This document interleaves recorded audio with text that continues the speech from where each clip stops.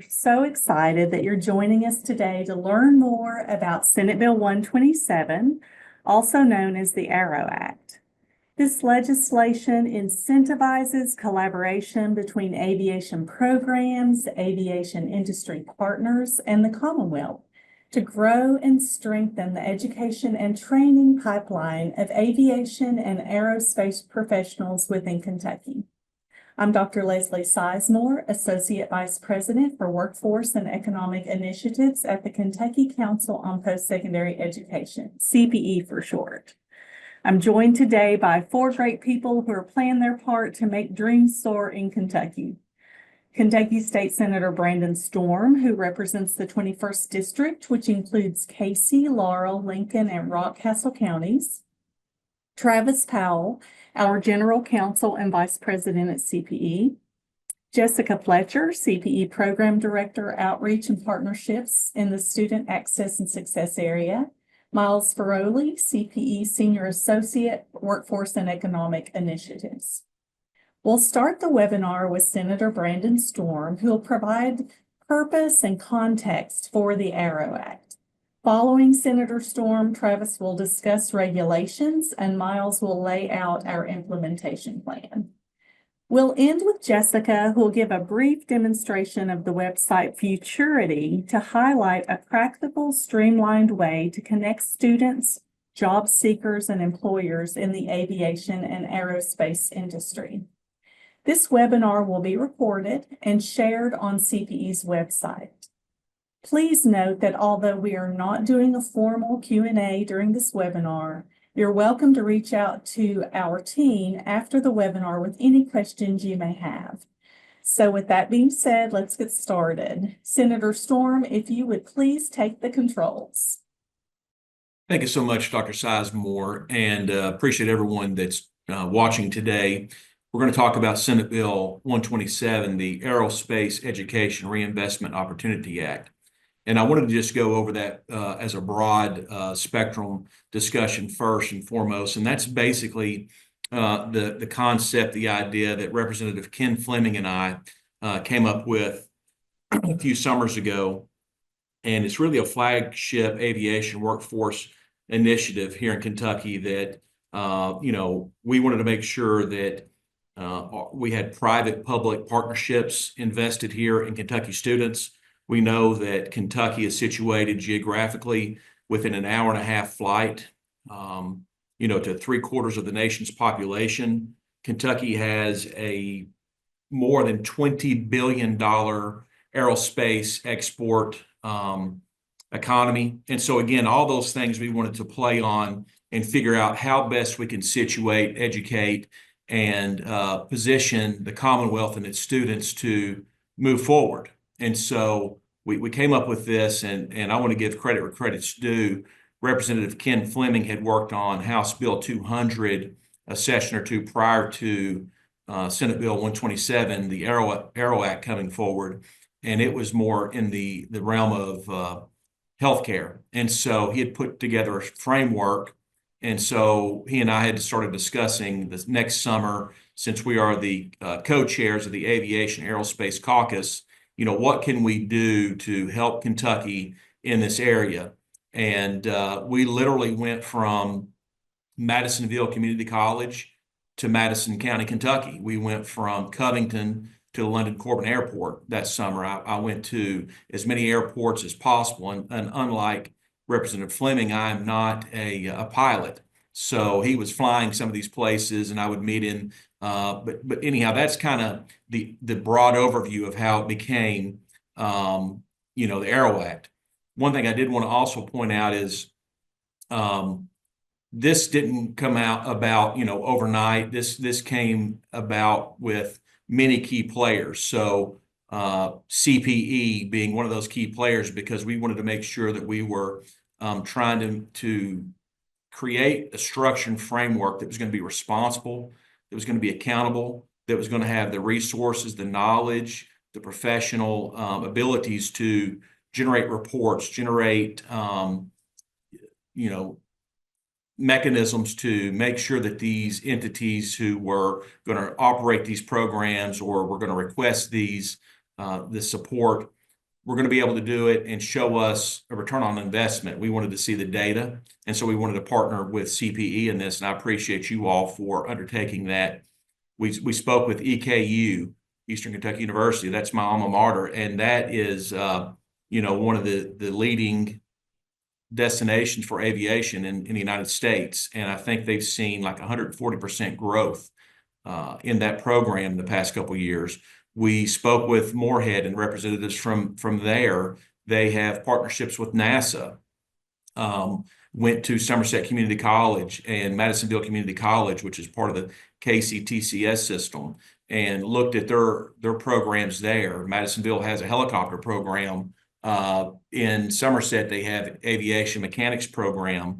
We spoke with individuals at the Kentucky Department of Aviation, and we wanted to make sure that we were considering all players, all stakeholders in this this pathway for these people. We spoke with educational leaders, aviation professionals, economic development stakeholders. We spoke with members from Amazon, UPS, FedEx, just trying to make sure I've hit everyone that I can think of off the top of my head that we spoke with in order to come up with a framework that would be successful for everyone in the Commonwealth. So not just one geographic region, but for our students throughout the Commonwealth. There were some obstacles to overcome initially is, trying to move a piece of legislation through the General Assembly sometimes can be daunting. And so obviously one of the things to be fiscally conservative and responsible with taxpayer funds are we want to make sure that we can see a return on investment. We wanted to make sure that when we go to different members and ask them to vote in support of this legislation, that it's well thought of. It's got a game plan to it, and that there's going to be a recurring revenue stream. And so that's why we felt it was so important to have the public-private partnerships and say, if we're going to have these entities come into Kentucky, we want them to stay here, but we also want them to employ our people, our students. And it's great to have other people come into our Commonwealth and work. But if we have the workforce here in Kentucky, let's develop that, let's hone those skills, and let's try to fill these shortages that are going to be coming up. And as you all well know, statistics show us that in the next 10 years, we're probably going to have a 600,000 pilot shortage in the next 10 years. And if you take that on out to 20 years, you're probably looking at 800,000 pilot shortage. And so it's going to take all of us working together to buttress this workforce. So first we have to create it, we've got to support it, and we have to buttress it. So, if you think about a plane, when you watch on the news and you see things about the doors popping open during flights, we want to make sure we have the correct mechanical expertise on the ground that are working on these airplanes and these aerospace items that, they're safe. And so you have to look at it from that perspective as well, not just from the pilot perspective. So we want to make sure that this was a wide variety of individuals that could be trained, that, we wanted to also consider a lot of people may have economic barriers to going into some of these programs. So that's why we wanted to set up the scholarship avenues. When we went out to Madisonville Community College, they were in a situation where they were trying to acquire some programming, and they were trying to acquire equipment. So we wanted to set up another avenue where institutions could obtain grants and things of that nature to buttress those programs or employ or new programs. So the way the Aero Act, again, broadly was set up was 65% of this would be envisioned as supporting the students, supporting interest, getting those individuals excited about getting into these programs. And so we kind of set it up with two separate pots, the way I look at it. And so the first pot is 65% of the funds will be used to encourage aerospace, aviation, and defense partners to team up with educational programs or to pledge funds. And so that, again, that is going to bridge the gap for those students that couldn't otherwise attend some of these programs. They'll be able to get, apply for scholarships that will be matched dollar for dollar by the state. The second thing is the second pot would be 35% of the funds may be used to incentivize universities and training programs to invest, to build up their faculty, to invest in capital improvements, or to invest in equipment, other things they might need in order to support this area. And so again, we think that if we approach this from a multifaceted aspect, that we're really going to be able to create a great workforce, a sustainable revenue stream for years and years to come. And we want to make sure Kentucky's no longer a flyover state, but we want people to come here. We want people to live here. And we want to make sure that that investment that we're putting into those students stays here in Kentucky. And so that's why, again, we want to incentivize them to say, hey, if you're going to apply for these scholarships, or if we're going to train you to be on the cutting edge of technology and in all these various fields, and partner perhaps with NASA one day, and other great organizations, then we want you to stay here. We want you to raise your families here. So there's some incentives there in the way we've structured this to try to keep those students here in the Commonwealth with us and with their families. The potential opportunities for aviation education in Kentucky and the way this is viewed are just phenomenal. I met with someone a couple of weeks ago who is affiliated, doing some work through Morehead State University, and to listen to what they're doing, it's phenomenal. The partnership, the grants with NASA and things that they're working on. This individual told me that he is hiring most of the people in his workforce directly from Morehead. So again, these folks are going to be immediately employable as soon as they have this. I talked to folks over in different airports who have graduates from the community college system, and they're automatically immediately employed. And there's such a need for these individuals that I just think that this is really a good piece of legislation. I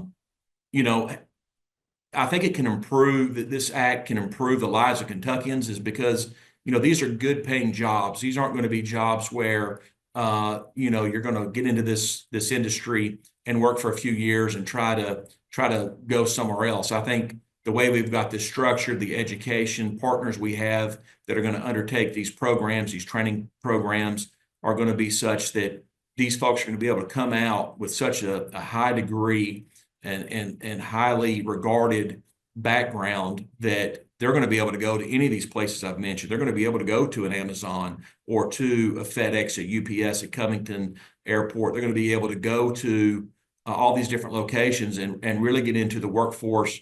And it's going to be, long-term success for these individuals. I also wanted to point out that, think about this. Kentucky's top export, some people would think bourbon, but really the top export is aerospace. And that industry is $20+ billion a year. So these jobs are phenomenal. I took a tour not long ago up at Covington, and to see that area with Amazon and the number in DHL and the number of flights that are coming in and out of that airport on a daily basis, and the way that the two, Amazon and DHL, work with one another, even though we might think of them as competitors, they're actually working together. One makes sure that they're flying their planes in at a certain time, while another one can operate and fly their planes in at a different time. So again, it's collaboration. It's working to the betterment of everyone. And while we were up there, we drove to a huge hangar. And I'm sorry, I can't recall the name of the entity, but it was just a huge hangar that they had set up. And I noticed on the tour that this driver, or this license plate, was from Florida. This license plate was from Florida. This license plate was from Florida. I looked throughout the parking lot, and I would say 3/4, if not more, of the license plates in the parking lot were from Florida. And so I asked the person who was giving our tour, just out of curiosity, why are all these license plates from Florida and not from Kentucky? And he pointed out, well, what they're doing is most of these people that are working at this particular location are from Florida, and they come up here, they live here through the week, and they go home on weekends. And so, although that's wonderful, that's great, I'd rather see all those people coming from Kentucky, being Kentucky students, trained here in Kentucky, and coming back into this workforce and staying there and see those license plates all be from Kentucky. So that's what this is all designed to do. It's just designed to make sure that we're being good stewards of taxpayer dollars. It's being good stewards of our future generations. You know, I have children, and many of you watching may have children, and I want to make sure that we're doing the best we can to incentivize our kids to get great educations, great paying jobs, and to stay right here at home where we can see them and watch them reap the rewards of their education. So that's kind of a big overview of the Aero Act. Some of the things I think that are important to note.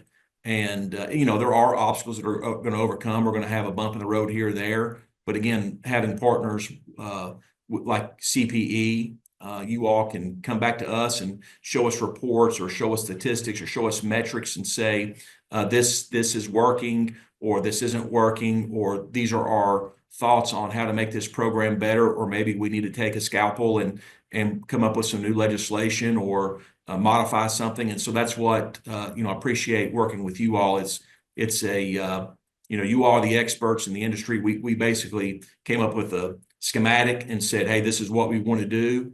And Dr. Sizemore, you and your team have just taken the reins and you've ran with it. And so, you know, I'm just glad to be part of this, and I want to be able to help you all and your team and the students of Kentucky in any way I can in the future.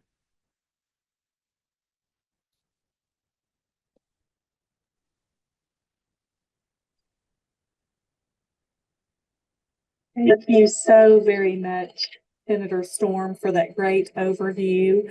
I'll hand it over to our General Counsel and Vice President, Travis Powell. Thanks so much, Leslie. And in keeping with the Aero Act theme here, there's a helicopter that is just taking off outside of my office. So hopefully at the Frankfurt airport here, so hopefully it won't be too loud. I want to share my screen here. I'm going to walk you through the actual piece of legislation, the Aero Act itself, and where it's codified in the Kentucky Revised Statutes. And then I will also go through the administrative regulations that we promulgated in order to effectuate the act. One thing that I will mention here as soon as I get my screen share up here is that while we will talk about this today and go through the provisions of the bill, and you will see that these align exactly with Senator Storm's comments, that this has not, the program has not been provided any funding yet. So we are not, and Miles will go through the process of which that we will use in hopes in the case that we do receive funding, and we're very optimistic that in this next budget cycle we will receive funding. This act was passed in 2024. At the same time, the 2024-2026 executive branch budget was being passed. So there was really nothing to fund at the time that the budget bill passed. So it was not funded, but we're hoping to get some money that we can begin distributing in this next budget cycle. So again, just to start, as you'll see with most legislation that's filed, that's creating new provisions of the statute and a new statutory structure, what you'll see there usually is a section for definitions. And these are obviously very important, and they apply to all the statutes that you will see here. So you'll see here KRS 164, that's the chapter that we're in.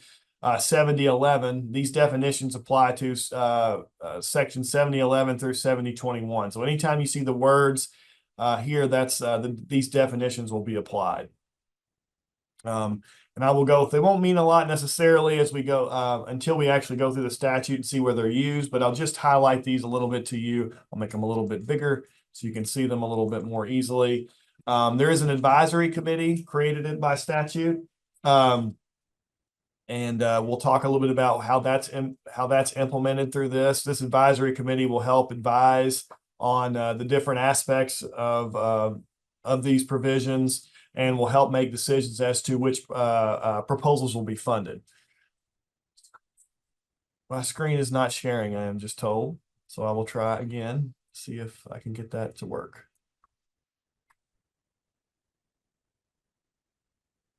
Okay, seems like it's working this time. Thank you. All right. So we'll go back here just to make for the record here to make sure. So here's the Aero Act in KRS Chapter 164. And this is the definition section that I was referencing before. So you'll see here the advisory committee, which I just mentioned. Aviation industry partners here are grantors to the fund that the council determines customarily employs individuals with an eligible aviation or aerospace credential. An aviation program is an education or training program located in Kentucky that issues eligible aviation or aerospace credentials, or is a specific requirement to earning an eligible aviation or aerospace credential, which can include, but is not limited to, a public high school vocational program. An eligible aviation credential, and then there's two pools of funding that Senator Storm mentioned. We've got a grant pool, and then we've got a scholarship pool, equipment grant pool, and an aviation scholarship pool. So the aviation scholarship pool will be available for eligible aviation credentials, which are defined here in the statute. Any license or certification issued by the Federal Aviation Administration, a Bachelor of Science in Aviation issued by a post-secondary education institution overseen or licensed by the council and located in Kentucky. An engineering degree that is issued by a post-secondary institution overseen or licensed by the council. And notice that this is any engineering degree and not necessarily one specifically related to aviation. Now, obviously, as we are issuing our proposals and you have to work in the aviation area in order to receive scholarship funding, those engineering programs will obviously need to be aviation related, but the legislation here did not specify the exact engineering degree, because we know that many different types of engineering degrees can be used in the aviation industry. Not all engineering degrees, but many different types can be. Fund refers to the Aerospace Aviation Defense Fund that's established in statute that CP will manage to hold the funds that are available for awards for this program. And a public aviation program is an aviation program that is a public high school vocational program or an institution that is a member of Kentucky's public post-secondary education system. Now, this comes into a play when we start talking about aviation equipment grants, which are only available to public aviation programs. But first, we'll start here and talk a little bit about the committee and sort of the overall structure of the program. The first section here just talks about the overall reasoning behind the legislation. Senator Storm talked a lot about this and sort of the impetus behind the legislation. Section 2 here sets forth the Kentucky Aerospace Aviation Defense Investment Fund Advisory Committee. It's in a committee created by the council. As Senator Storm mentioned, we sort of modeled this program was sort of modeled off the Healthcare Workforce Investment Fund. In the Healthcare Workforce Investment Fund regulations, we actually created a committee, an advisory committee. And that was something that I think the sponsor of the bills really liked. And so when they created this and they decided to include the Aerospace Act, they decided to include the advisory committee in the actual legislation. So the advisory committee is composed of the following 12 members, and I won't read all these to you, but you can see here that the president of the council will be on the committee, the commissioner of the Department of Aviation and the Transportation Cabinet, and then 10 members appointed by the council that have different professional experiences that can help guide this the legislation and the implementation at CPE. The rest of this just talks a little bit about their terms and how they would commence to perform their responsibilities. There's also created a trust and agency account for CPE to manage the funding received for this program. As you see here, you note that the intent to encourage private and philanthropic support of Kentucky's Aerospace Aviation and Defense Investment Fund. again, when we talk about legislation, a lot of legislators in any aspect of legislation we talk about want to talk about return on investment. And this is one actually that you can see direct return on investment because it actually prompts investment by the private sector with that private public match that I'll talk about here in a minute. This talks about the continuing appropriations. This program is actually set to sunset in 2030. It can be extended. You can see here that the money would go back to the general fund and go back to grantors at the end of the 2029-2030 fiscal year, should this program be funded. But while it does have a sunset date, the legislation states that it can be extended beyond that, but it will take specific action by the General Assembly to do so. The rest of this just talks about the council's authority here to issue regulations, which I'll go through here in a minute, and then talk about some conflict provisions for the members of the advisory committee because they may have family members or people they're involved with that would potentially receive funding from this program, and they can recuse themselves. So again, as was previously mentioned by Senator Storm, there's really two functions of this act, and where the real rubber meets the road here is for aviation training scholarships and then aviation equipment partnerships.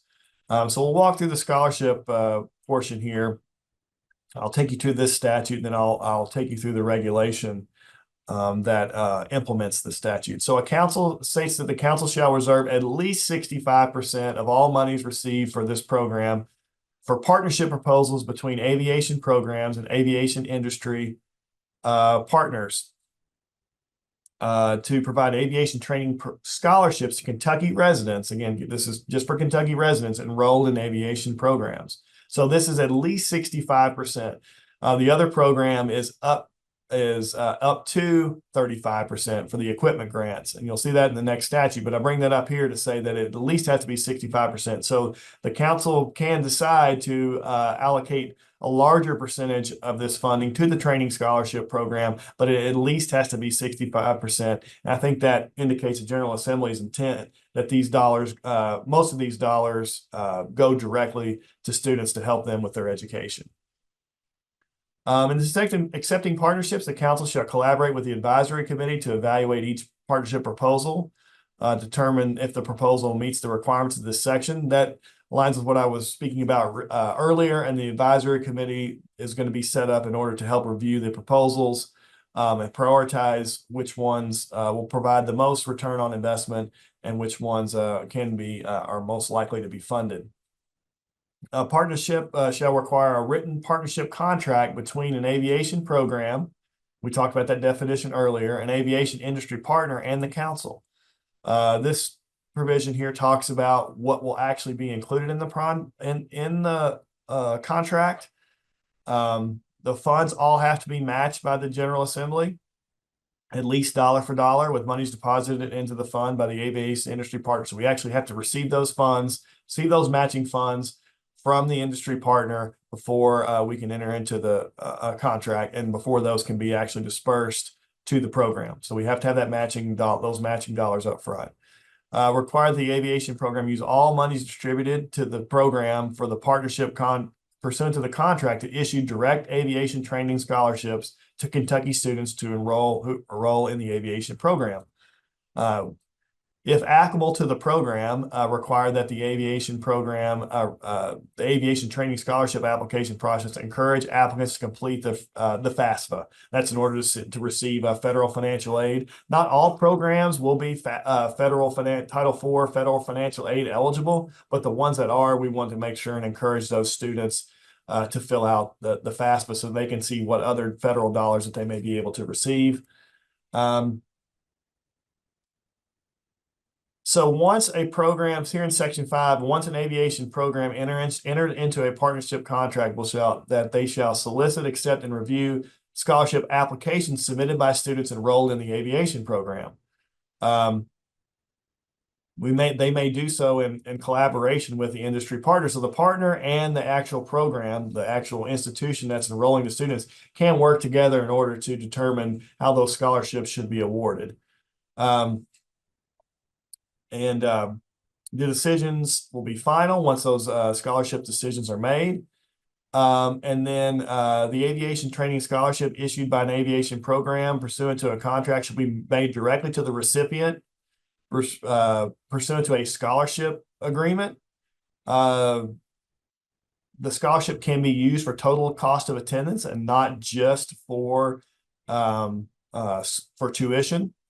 But each recipient of the scholarship shall agree in the written contract to be employed within the Kentucky's aviation industry for a contract period of 1 year for each academic year funded and a maximum of 2 total years. So the scholarship can be provided for a maximum of 2 years, and each recipient shall agree to work in the aviation industry and shall sign a promissory note as evidence of the scholarship and the obligation to repay the scholarship if they fail to complete the terms of the contract. So that's in any aviation industry to work within Kentucky's any aviation industry in Kentucky. They have to, if you're going to receive the scholarship, a student must work in that industry for a period of year or up to 2 years. However, the grantor, the actual partner, may place restrictions on the contribution of the fund, requiring specific criteria for the scholarship, which can include restricting employment in the aviation industry partner for the contract period. So the aviation industry partner that's granting the funds for the match, they can, if they so wish, to put a stipulation in there that the actual employment in the aviation industry must be with the grantor, must be with that aviation industry partner. Any recipient has to work in the aviation industry, but grantors can place restrictions on these funds to require that they work for that individual grantor aviation industry partner. So that's something that's obviously very enticing for our private partners here, because they can actually have these students go to work for them in these industries. That's the aviation scholarship program. The administrative regulation, I won't belabor this because I know we're a little bit short on time, but this sort of walks through exactly how the notice will be provided and how the partnership proposals will be reviewed. It really outlines the process of that. Miles is going to hit a lot of this in his portion when he talks about implementation. So I'm not going to go over this in detail because I know he'll be talking a lot about that. But this regulation supports and outlines kind of the process that we'll talk about. And essentially, in short, what that will be is a notice of funding will be put out, and we'll provide information on when those funds should be provided and when we think we'll be able to make awards, how to submit a proposal. The proposals, this talks about what the proposals shall include, a description of how the funds shall be used. The advisory committee, as I mentioned before, will help evaluate and rank each proposal. And then once that's done, the partnership awards will be made based on the recommendations of the advisory committee. There's some continuing reporting requirements of the aviation programs after the awards have been made. Next, we have our equipment partnership contracts. Again, I mentioned the percentage here, up to 35% shall be provided for aviation equipment partnership contracts between public aviation programs and aviation industry partners to provide aviation and aviation equipment grants for public high school vocational programs or public post-secondary education institutions. So while the scholarship program can involve private colleges or private aviation programs in Kentucky, the equipment grant partnerships only apply to public high school vocational programs or public post-secondary institutions. So that's just one thing I wanted to point out here, and the differences between the two. Much like the scholarship program, the aviation equipment partnerships will require a written partnership contract between the program, the aviation industry partner, and the council. It does require a dollar-for-dollar match, just like the scholarship program. And you can see that here in this section. So very similar provisions. And then it talks a little bit about how the money can be used, what type of equipment, aviation equipment it can be used. They can be maintained, acquired, or leased. The industry partner cannot maintain an ownership interest in the equipment maintained, so it has to actually be owned by the aviation program. Can't be compensated direct or indirect compensation for maintenance or purchase of the aviation equipment above fair market cost. Some of these partners may be the ones providing this equipment, but as long as it's provided at fair value, then it can be made, that purchase can be made.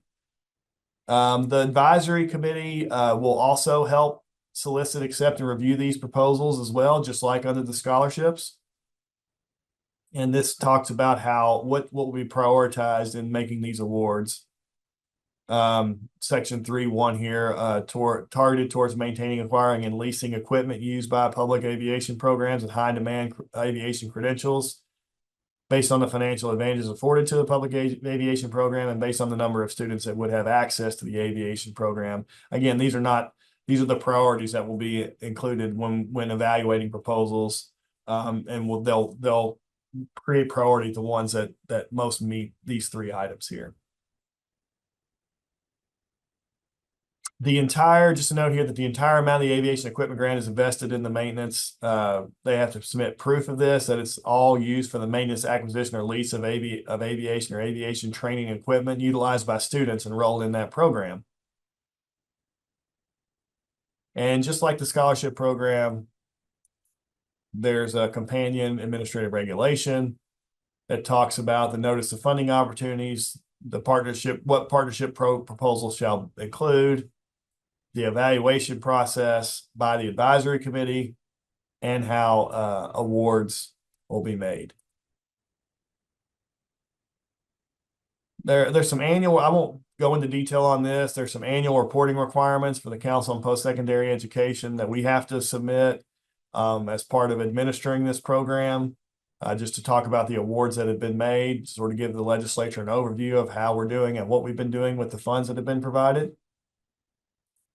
And then lastly, I mentioned this earlier, but the sunset provision says that these sections shall expire and have no force in effect after June 30 unless extended by the Act of General Assembly.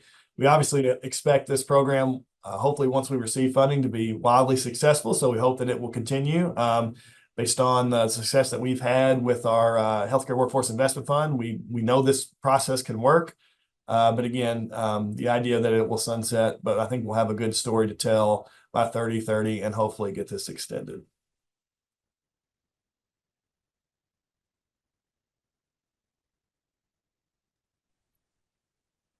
Thank you so much, Travis. I really appreciate you breaking down the legalese for us to really understand and process what is going on in the Aero Act.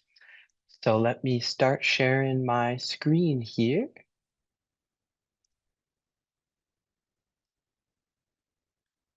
Okay. So I am Miles Ferroli. I am the CPE Senior Associate for the Workforce and Economic Initiatives Unit at CPE. And my primary role is to make sure that the Aero Act really takes flight, for lack of a better pun there.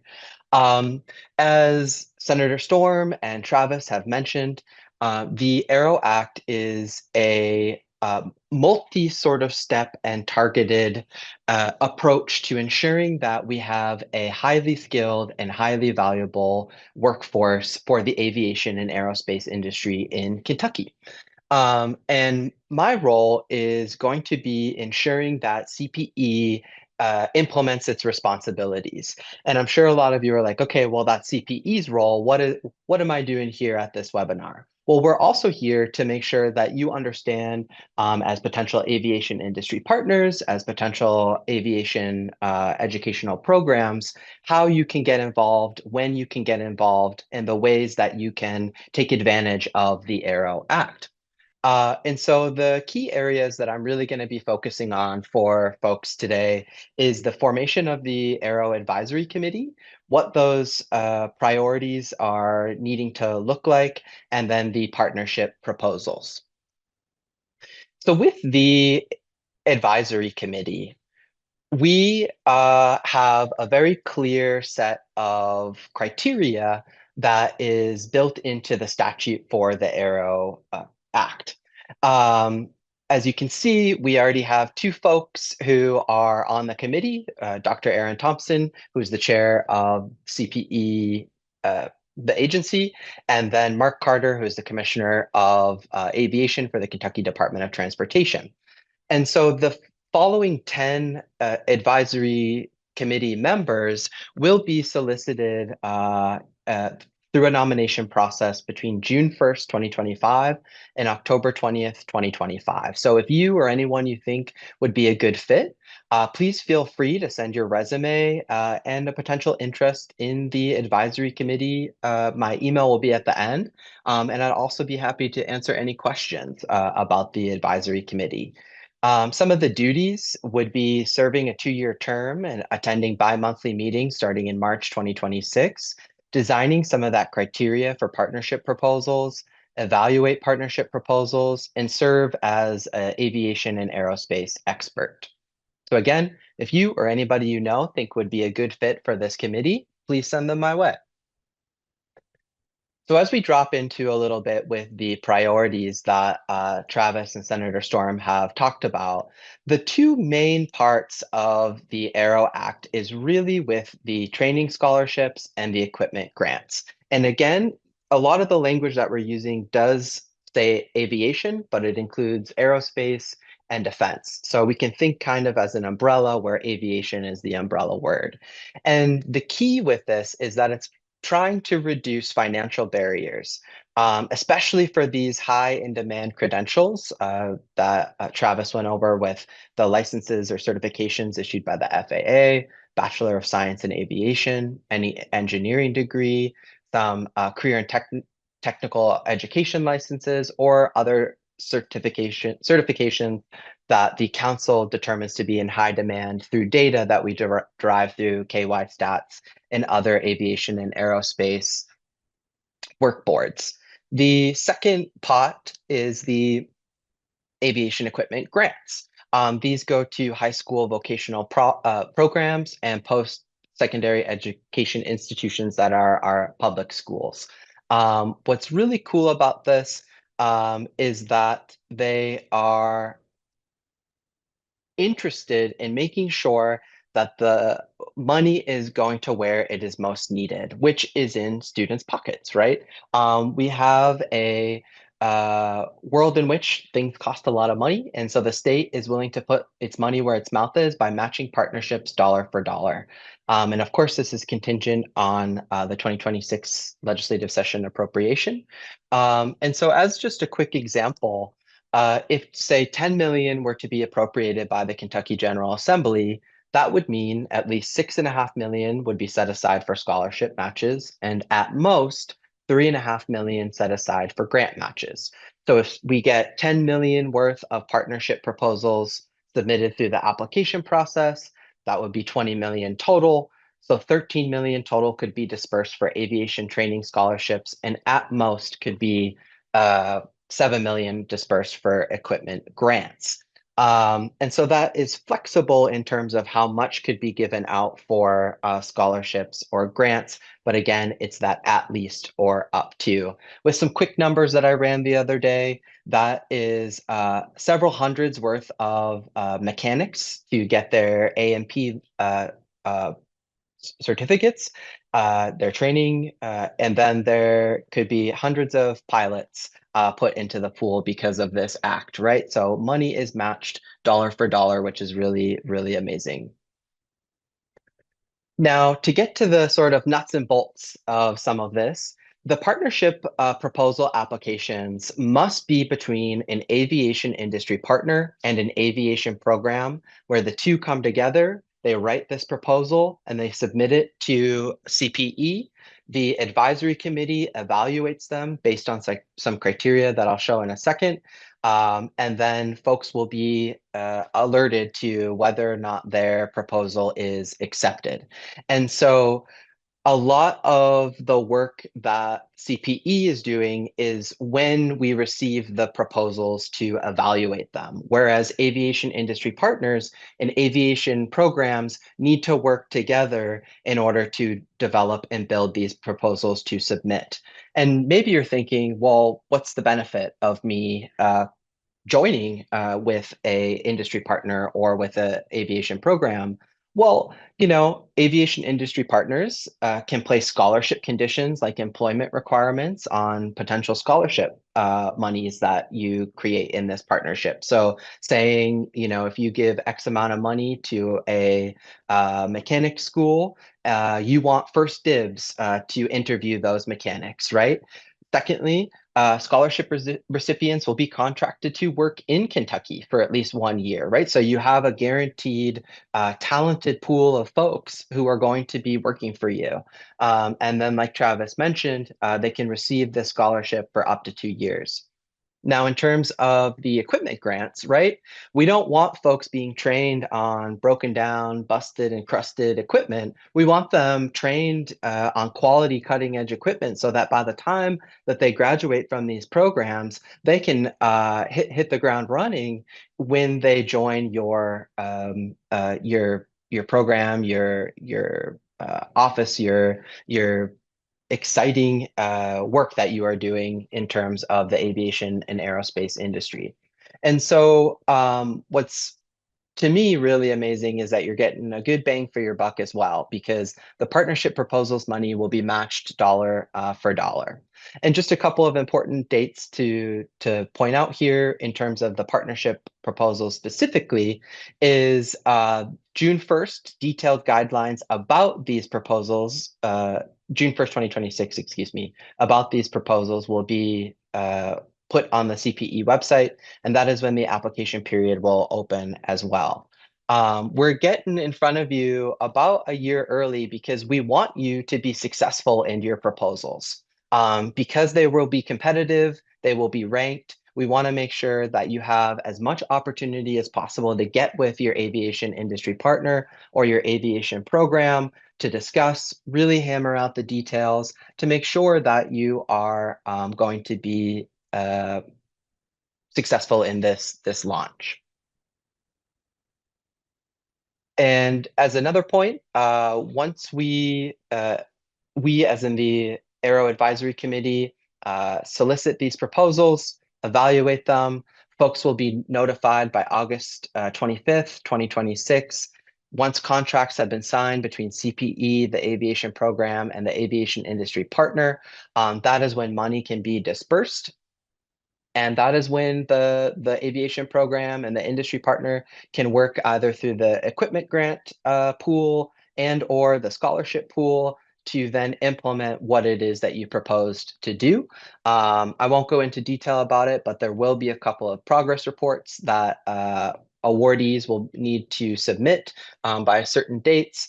But other than that, the real things that you really need, that I hope you take away from this webinar today, are a couple of timeline notices of June 1st of next year. That is when you should have your application proposals ready to launch to send into CPE.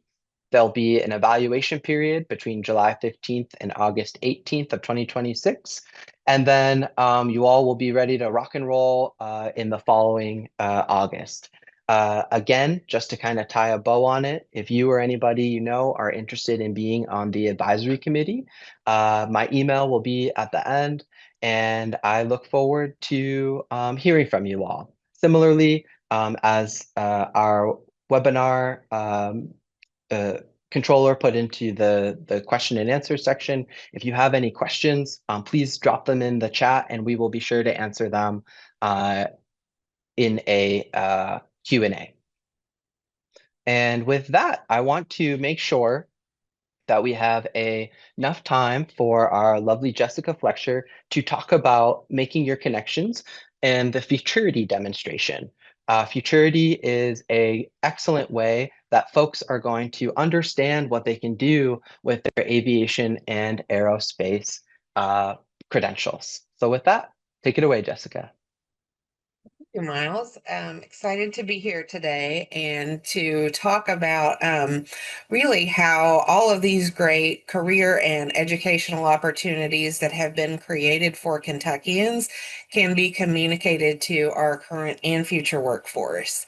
Futurity was built to do just that. It was obviously built for many reasons but ultimately we wanted it to create or to increase Kentucky's educational attainment levels and our labor force participation rate so that they're at or above the national average. This website was created as a partnership between CPE, KDE, and KY Stats and launched back in February of this year. And we really tried to weave together everything from data components, like things that people used to see in the Students' Right to Know dashboard that KY Stats produces, but also helping the Kentuckian find tools like the Kentucky Career Center, Kia, FAFSA website, and then information about things like the Work Ready Kentucky Scholarship or the GED programs. All of those were are great resources, but were historically under different web domains. So a person who was trying to navigate their journey as a student into post-secondary and into the workforce had a lot of stops to make throughout the internet, especially just here in Kentucky. So we created a site that links to all of those things and also puts data at the front and center so people understand things like how much you make in Kentucky specific careers. And so to tie that back to the aerospace and aviation conversation, we have created lots of new content in addition to what Futurity already offered. So the website was already helping educate Kentuckians about high demand careers. So if you go into the high demand career section, you can learn about what careers are in demand by each educational attainment level. It helps you to better understand the wage difference between those low attainment level careers and the high attainment level careers to really truly put a price tag on the value of higher education. So all of that was already in Futurity. We are trying to educate people about the five in demand career sectors that KWIB created I guess last fall, or they updated those sectors, excuse me. And so each of these 5 pages within Futurity helps explore each of those sectors. But today, what I wanted to um, demonstrate was because we now have this space where we can communicate career and education opportunities directly to Kentuckians. We now have this space to talk about the aviation and aerospace careers.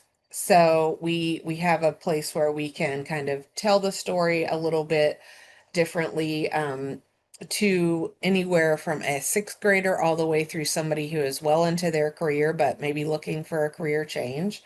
But if you click on the Kentucky Careers and Employers, you're going to see a page that is dedicated to the aviation and aerospace industry.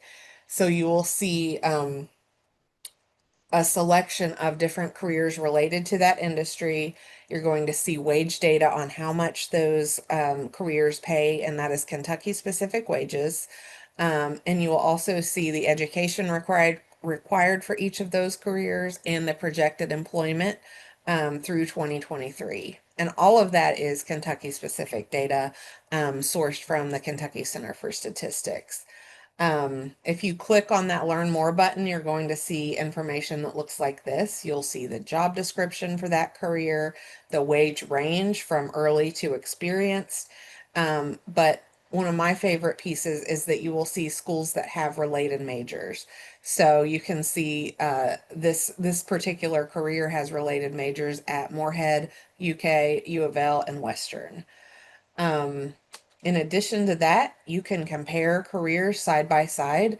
So if you're kind of torn between which career that you might be interested in, you can do a side by side comparison to see the difference in wages or the difference in demand.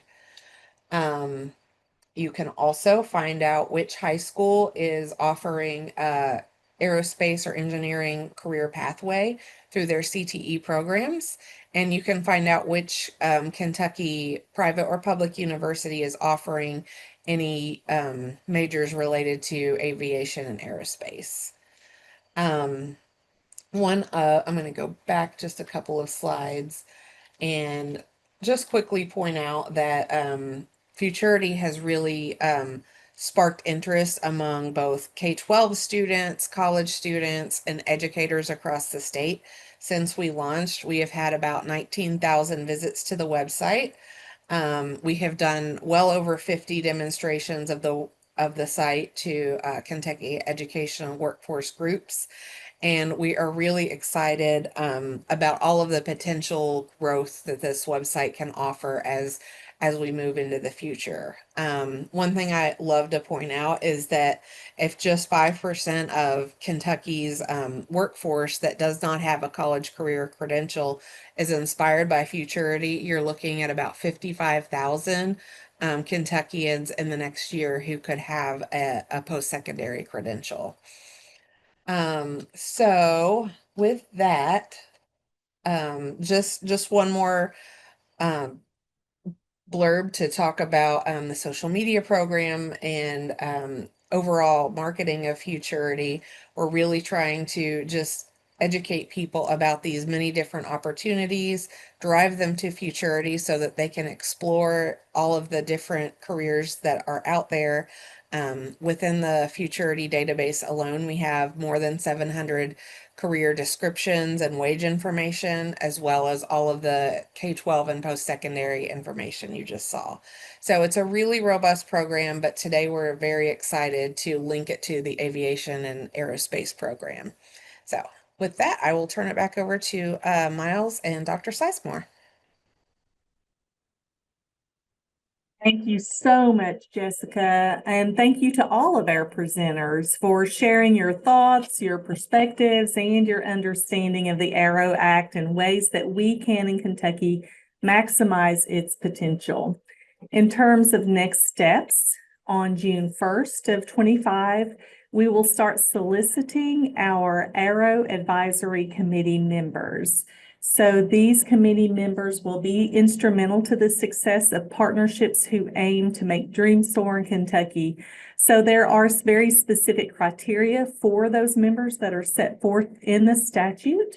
But if you or anyone you know fits that criteria for our advisory committee, you're welcome to submit your resume and your interest to Dr. Miles Ferroli at miles.ferroli@ky.gov. In the upcoming legislative session, we will have a much clearer picture for the potential appropriation for this legislation. And if all goes well, the proposal submission period for our aviation industry partners and programs will open on July 1st of 26. If you have any further questions, comments, or concerns, please direct them to Dr. Ferroli or myself if you have need to do that. But we appreciate everyone who came out today to learn more about the Aero Act, and we're ready to roll with this program. Thank you all.